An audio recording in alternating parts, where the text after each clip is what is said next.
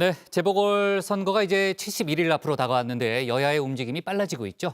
여야의 움직임을 차례로 살펴보겠습니다. 먼저 여당 순서인데요. 박영선 전 중소벤처기업부 장관이 오늘 서울시장 보궐선거 후보로 공식 출마했습니다. 봄날 같은 시장이 되겠다, 이런 출사표를 던졌는데요. 당내 경쟁 상대죠. 우상호 의원은 오늘 공식 일정을 자제하겠다고 했습니다. 여권 보궐선거 소식을 유정아 반장이 정리해봤습니다. 코로나19로 서울 시민들은 아픔과 고통을 겪고 있습니다. 회복과 재도약의 시간을 맞이하기 위해서는 새로운 봄을 가져올 사람, 그런 사람이 필요합니다. 서울의 봄을 위해 봄날 같은 시장이 필요합니다. 박영선 전 중소벤처기업부 장관이 오늘 공식 출마 선언을 했습니다. 여의도 중소기업중앙회관에서 비대면으로 진행이 됐습니다. 박 전 장관은 코로나 극복과 대전환의 시대를 얘기했습니다. 봄날 같은 시장이 되겠다고 했는데 같은 여성 후보인 국민의힘 나경원 후보의 슬로건 독하게, 섬세하게와는 좀 달라 보이죠. 박 전 장관이 제시한 서울시의 비전 보실까요? 21분 컴팩트 도시인데요. 1000만 도시 서울을 21개 구간으로 나눠서 다핵 분산 도시로 만들겠다고 했습니다. 고르게 발전을 시키겠다는 거죠. 또 분산된 각 도시에서는 21분 안에 직장과 교육, 보육, 의료가 모두 해결되도록 하겠다고도 했습니다.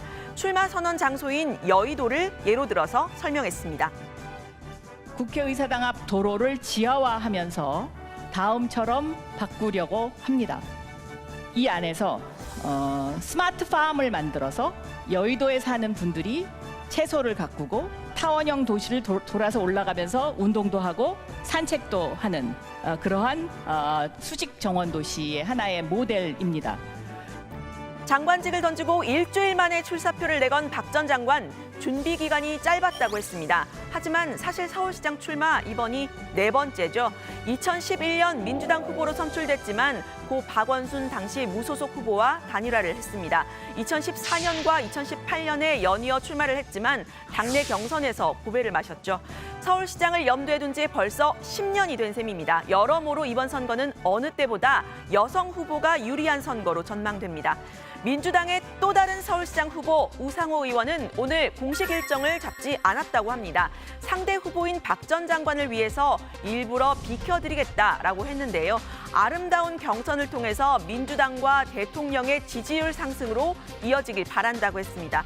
박 전 장관도 우리는 누나 동생 하던 사이라면서 맞받았는데요. 두 사람의 훈훈한 모습 어제 최규진 반장이 전해드렸었죠. 오래 기다렸어. 아이고, 살이 빠졌는데. 힘들더라고. 혼자 하는 게 힘들더라고. 환영합니다. 네, 어제까지는 민생 행보에 나섰던 우 의원 간호사 협회를 찾았습니다. 돌아가신 어머니도 간호 업무 종사자셨다면서 눈물을 보이는 사진을 페이스북에 올리기도 했습니다. 박 전 장관도 출마 선언 전에 시장에서 찍은 눈물 사진을 올렸었죠. 어쨌든 우 의원은 오늘 하루 쉬어가면서 아들과 함께 옛날 사진을 보는 동영상을 공개했는데요. 나란히 앉아서 결혼식 사진과 젊었을 적 사진을 보던 두 사람이 의미심장한 대화도 나눕니다. 이제 사이가 좋으셨죠? 죽고 못 살지. 예? 참, 너도 결혼해봐라.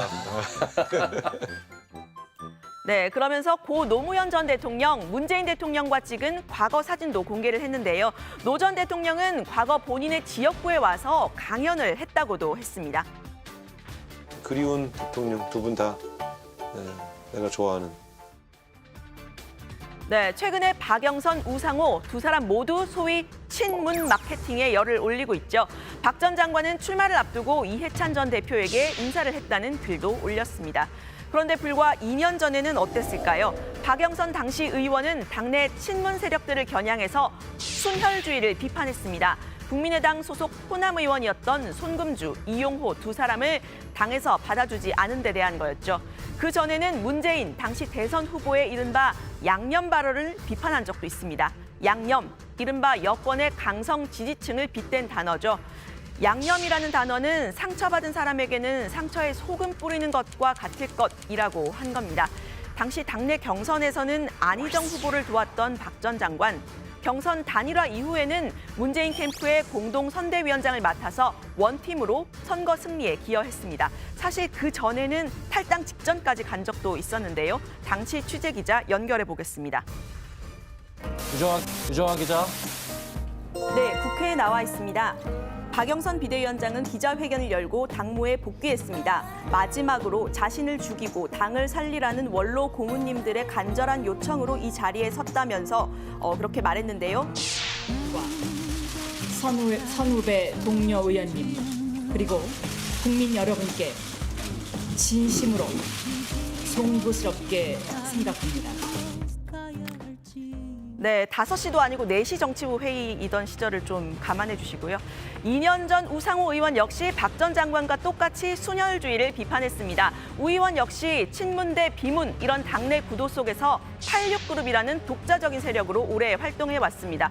원내대표 시절에는 본인 스스로도 이렇게 말한 적이 있습니다.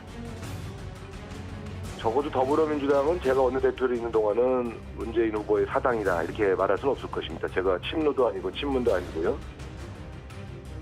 네, 어쨌든 문심과 당심을 최대한 끌어모아야 할 두 사람. 친문 마케팅에 이어서 오늘은 이재명 지사 지지층에도 구애를 했습니다. 국회에서 열린 경기도 기본주택 토론회에 나란히 참석을 한 건데요. 이 지사, 최근엔 차기 대권 여론조사 1위를 달리고 있죠.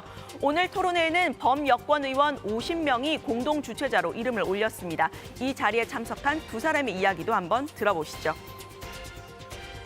이재명 도지사님께서 늘 우리들에게 이렇게 새로움을 전해주시고 그런 새로운 정책으로 경기도를 이끌어가 주심에 대해서 늘 관심 갖고 또 그 정책에 대한 여러 가지 그런 새로운 것에 대한 결과를 지켜보고 있습니다.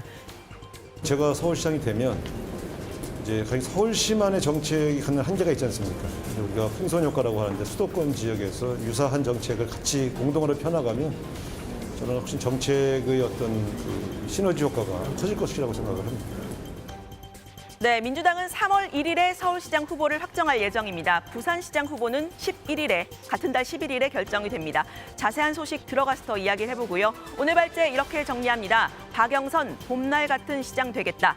이재명 토론회에 나란히 참석한 박영선, 우상호.